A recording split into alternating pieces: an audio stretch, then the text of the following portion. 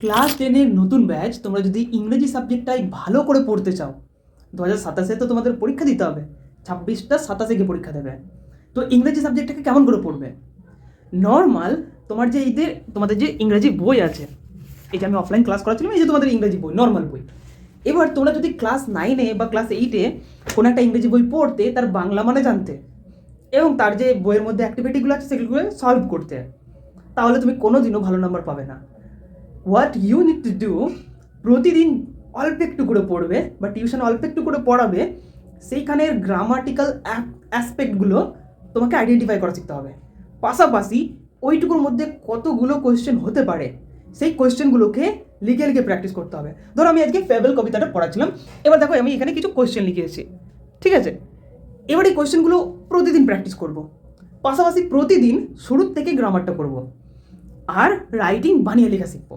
কারণ আমাদের class 10-এর writing বেশিরভাগ আনকমন আসে, আর যদিও মুখস্থ করতে হয় 40টা 42টা মুখস্থ করতে হয়, তো মুখস্থ করাটা প্রথম দিন থেকে প্রেফার করবে না, বানিয়ে লেখা শিখবে। শুরুর থেকে ইংরেজি বইটাকে শুধুমাত্র মানের জন্য শিখো না। যদি তোমার মনে হয় যে আমার ইংরেজিটা ওই গল্পটা জানতে হবে, আমি অত গ্রামাটিক্যাল অ্যাকসেপ্ট জানবো না, কার্টুন দেখে নাও। ক্লাস 10-এর সমস্ত চ্যাপ্টারের জন্য এক একটা করে কার্টুন আছে, কার্টুন দেখে নেবে। আর প্রতিটা চ্যাপ্টার ভেঙে ভেঙে ছোট ছোট করে তোমাদের ওই বইটা যদি ভালো করে গ্রামার প্র্যাকটিস করতে পারো না, তোমার আর বাইরে থেকে করা লাগবে না। হ্যাঁ, কিছু বই কিনতে হয়, যেমন আমিও বই কিনবো, এখনও বইগুলো বেরোয়নি। যেমন কোয়েশ্চেন ব্যাংক বেরোয় রায়ান মার্টিনের, তারপরে ডাফ অ্যান্ড ডার্টের একটা কোয়েশ্চেন বাঞ্চ বেরোয়। তো এগুলো কিনবো, আমরা এগুলো পড়বো, এখনও বেরোয়নি, তোমাদের রিভিউ দিয়ে দেবো। তো প্রপার শুরুর দিন থেকেই গ্রামাটিক্যাল অ্যাসপেক্টগুলো নিয়ে যাবে, রাইটিং প্রতিদিন প্র্যাকটিস করবে, গ্রামার প্রতিদিন প্র্যাকটিস করবে। টিউশন, স্কুলের পড়া সব কিছু বাদ দিয়ে প্রতিদিন মাত্র 10 মিনিট পড়বে।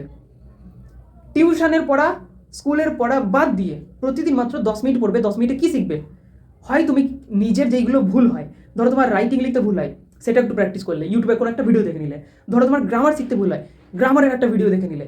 এই ছোটো ছোটো তোমার মধ্যে যে ভুলগুলো আছে বা স্পেলিং মিস্টেক হয়, হাতের লেখা খারাপ, এগুলো ঠিক করবে। তো ক্লাস 9 শুরুর দিন থেকে এটা এরমভাবে প্র্যাকটিস করো। Best of luck. আমরা অবশ্যই ভিডিও আনবো তোমাদের জন্য, বাট কবে আসবে বলতে পারছি না। আমি ভাবছিলাম ন্যাশনাল চেঞ্জের এদের করতে করতে ভিডিওটা করবো, বাট হয়নি করা। বাই।